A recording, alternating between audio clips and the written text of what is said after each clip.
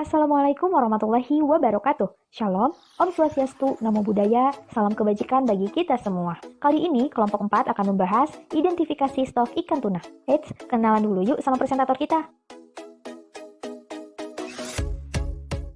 Nah, karena udah pada tahu wajah para presentator hari ini, langsung aja yuk kita mulai penyampaian materinya. Morfologi ikan tuna, tubuhnya itu seperti torpedo dengan kepala yang lancip, tubuhnya licin, sirip dada melengkung, dan sirip ekor bercagak dengan celah yang lebar. Di bagian belakang sirip punggung dan sirip dubur, juga terdapat sirip-sirip tambahan yang kecil-kecil dan terpisah-pisah. Pada sirip punggung, dubur, perut, dan dada pada pangkalnya mempunyai lekukan pada tubuh.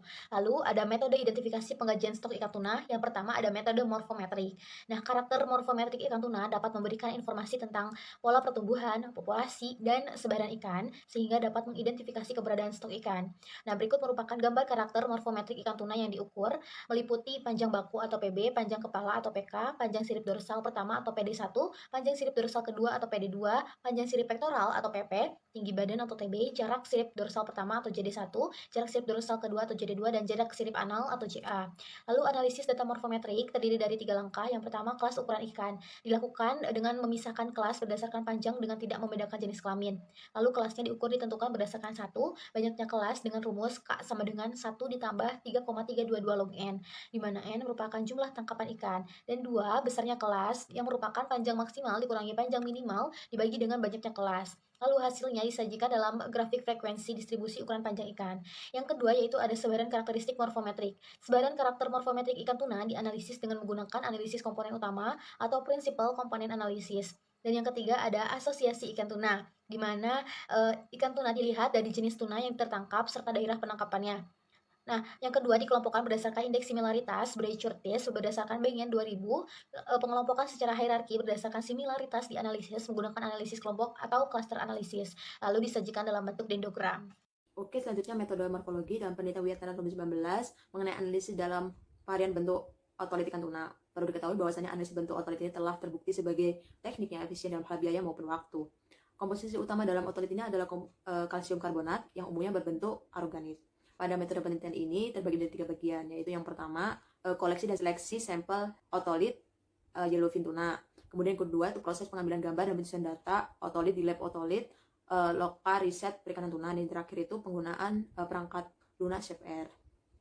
Dimana yang pertama yang telah saya jelaskan tadi koleksi dan seleksi. Nah, otolit yang diambil dari total 314 yellowfin tuna yang didaratkan di 2 lokasi pengamatan, yaitu di Pelabuhan Benoa dan juga di PBI Kedonganan.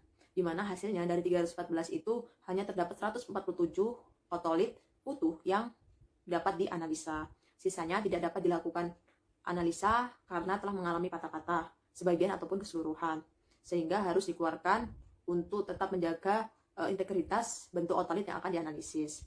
Di mana dari hasilnya 147 itu terbanyak ada di Pelabuhan Benoa, di mana ada 78 ekor yellowfin tuna yang memiliki otolit utuh dengan panjang tagak berkisar 85 sampai 164 cm. Kemudian di Kedonganan itu ada 69 ekor dengan panjang 29 sampai 94 cm. Dan yang kedua itu ada pengambilan gambar yang dilakukan di bawah mikroskop yang terkoneksi dengan kamera dan layar monitor dengan latar belakang hitam yang digunakan untuk memberikan gambar dengan kualitas yang terbaik. Dataset yang diperlukan dalam penelitian ini adalah 1 folder gambar otolit asli, 1 folder gambar otolit yang telah diperjelas kontrasnya, dan 1 folder Excel. Terus yang ketiga itu ya penggunaan perangkat lunak ShapeAir, di mana itu melakukan visualisasi gambar otolit dengan mendapatkan garis luar kerangka otolit dan menghaluskan garisnya sehingga dihasilkan 2 koefisien bentuk otolit, yang mana nantinya akan dianalisis menggunakan paket perangkat ShapeAir lainnya seperti Gplot, Vecad, dan iPlat dan IDA. Sehingga setelah dilakukan analisis tersebut, maka dianalisis kembali dengan analisis variasi bentuk otolit dengan metode statistik multivariat.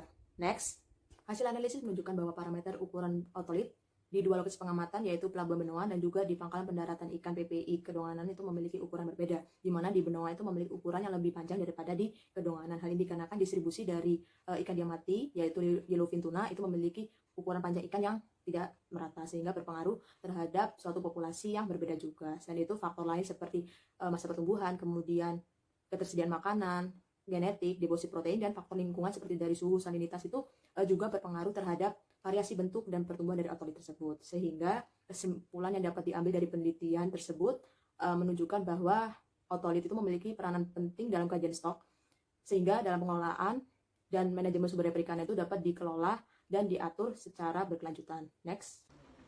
Nah, yang selanjutnya adalah identifikasi metode lingkungan, yaitu parasit sebagai teks biologis.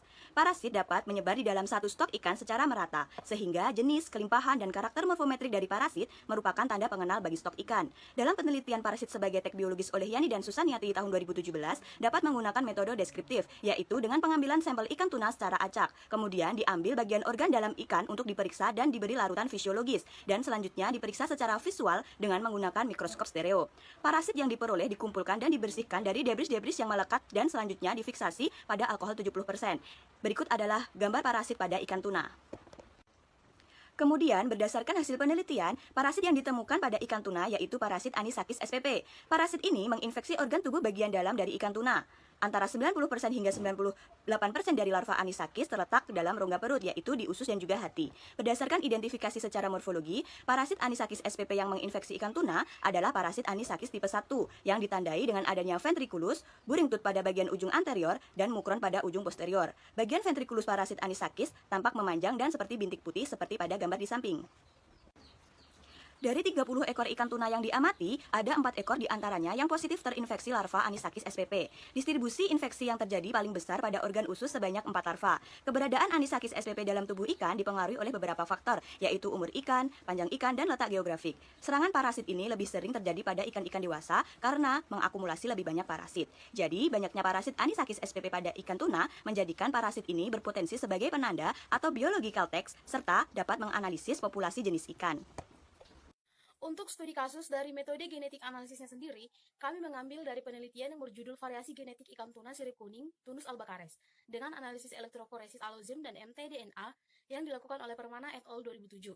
Sampelnya diambil dari Bali, Sulawesi Utara, dan Maluku Utara. Next.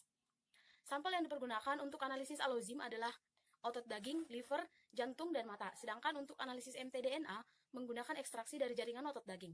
Sampel ikan tuna memiliki kisaran panjang cagak rata-rata seperti yang tersedia pada tabel 1 di atas. Pada tabel 2 di samping menjelaskan program thermal circle untuk amplifikasi DNA, dengan penjelasannya sudah tertera di slide. Next. Tabel 3 sebelah kiri menjelaskan bahwa ekspresi gen sebagian besar terlihat jelas pada jaringan otot daging dan hati, serta buffer CAA-PM6, merupakan buffer yang sesuai untuk elektroforesis alozim. Sedangkan tabel 4 di samping kanan menjelaskan bahwa variasi genetik tertinggi adalah populasi dari Bali dan Maluku Utara yaitu 0,022. Akan tetapi, jumlah alel per lokus populasi Bali yaitu 1,391, lebih tinggi dari populasi Maluku Utara yaitu 1,173. Populasi dengan variasi genetik tertinggi akan memiliki peluang hidup yang semakin tinggi untuk beradaptasi dengan perubahan di lingkungannya. Next. Jarak genetik dari ketiga populasi berkisar antara 0,003 sampai 0,023 dengan rata-rata 0,16.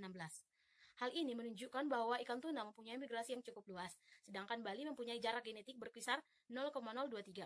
Nah, untuk kesimpulannya sendiri, pola protein pada satu spesies hewan ternyata berbeda dengan hewan lainnya nih teman-teman. Oleh karena itu, metode elektroforesis dan mtDNA mampu memperlihatkan pola protein yang berbeda antara satu hewan dengan hewan lainnya. Juga untuk mengetahui variasi genetik ikan tuna dari berbagai lokasi yang memberikan hasil yang paralel. Dan ada kalanya variasi genetik tidak dapat dilakukan apabila hanya menggunakan pengamatan morfologisnya saja. Selanjutnya adalah dengan metode analisis alozim dan RAPD atau Random Amplified Polymorphic DNA. Untuk analisis alozim sendiri, sekitar 1 gram sampel jaringan digiling dengan homogenizers manual dalam 1,5 ml buffer dan disentrifugasi pada 2.500 gram dengan suhu 4 derajat Celcius. Proses elektroforensis dilakukan pada gel pati 12%. 4 sistem buffer digunakan untuk analisis 19 enzim yang memecahkan 28 lokus. Enzim yang menunjukkan polimorfisme dianalisis dan menjadi sasaran untuk analisis populasi genetik. Sedangkan pada RAPD analisis, DNA genom diekstraksi dari jaringan otot yang kemudian dilakukan buffer dan DNA amplifikasi. Fragmen selanjutnya diselesaikan dengan elektroforensis selama 3-4 jam. Selanjutnya, gel diwarnai dengan iridium bromida dan difoto dalam transiluminator sinar UV. Untuk hasil dan pembahasannya, untuk alozim sendiri dari 28 lokus atau 28,5% menunjukkan polimorfisme di bawah kriteria yaitu 0,95. Untuk heterozigositas pada semua lokus alozim berkisar dari 0,027 sampai 0,083 dengan rata-rata 0,053. Analisis alozim menunjukkan tingkat diferensiasi yang rendah. Sedangkan hasil dari RAPD analisis ialah primer OF10 menghasilkan 11 fragmen dengan 200 hingga 600 pasangan basa. 4 dari fragmen adalah polimorfik. Rata-rata untuk semua fragmen dan sampel secara keseluruhan yang diturunkan dari RAPD ialah 0,0302 yang tidak berbeda nyata dengan 0 dan menampilkan beberapa nilai negatif. Untuk hubungan jarak dan jarak geografis dan estimasi gen melalui mantle test menunjukkan korelasi yang tidak signifikan, yaitu R kuadrat sama dengan 0,413 dan P sama dengan 0,984. Untuk kesimpulannya, rendahnya jumlah lokus dari RAPD yang dianalisis dan ketidakpastian memenuhi beberapa asumsi seperti identitas dari genetik setiap kita diperlukan untuk interpretasi dan dari data kualitatif dan kuantitatif dalam frekuensi alelik. Untuk metode RAPD ini tidak memungkinkan mempertimbangkan estimasi dari subdivisi. Oke, selanjutnya metode identifikasi ikan tuna menggunakan DNA brocoding dengan melihat keragaman gen CO1 dari genom mitokondrianya. Next. Nah, untuk metode penelitiannya ada DNA mitokondria spesimen ikan tuna. Jadi kita mencari melalui website NCBI atau National Center for Biotechnology Information, itu dari Amerika Serikat yang diakses secara daring. Sequence gen CO1 ini dari spesies ikan tuna yang dikaji diambil langsung dari genom mitokondrianya. Nah, spesies yang tidak tercantum adalah Allotunus pallai dan Ootinus lineatus karena belum ada informasi gen CO1 lengkap dari genom DNA mitokondria yang terdata dalam genbank NCBI ini. Teman-teman bisa lihat itu tabelnya. Nah, selanjutnya adalah pemisahan gen dari genom DNA mitokondria. DNA genom mitokondria yang diperoleh dari gen bank tadi masing-masing berukuran 16,5 kbp. Letak gen dapat ditentukan dari keterangan nama gen, regional gen berupa nomor beserta CDIs atau coding sequence. Urutan asam aminonya dikoding melalui gen tersebut. Nah, selanjutnya penjajaran sequence dan pemotongan enzim retrisi and dual nuclease. Selanjutnya next. Untuk hasil dan pembahasannya, kemampuan gen CO1 sebagai DNA brocoding untuk mendeterminasi spesies ikan tuna dianggap baik. Berdasarkan gambar 1, bisa dilihat secara umum bahwa terdapat 248 titik perbedaan nukleotida antara 13 spesimen ikan tuna yang dibandingkan. Nah, perbedaan yang unik pada gambar 1 terjadi pada 29 titik, di mana posisi-posisi ini semua spesies dari genus Tunus memiliki nukleotida yang sama, dan tidak bisa dibedakan dari genus yang lain.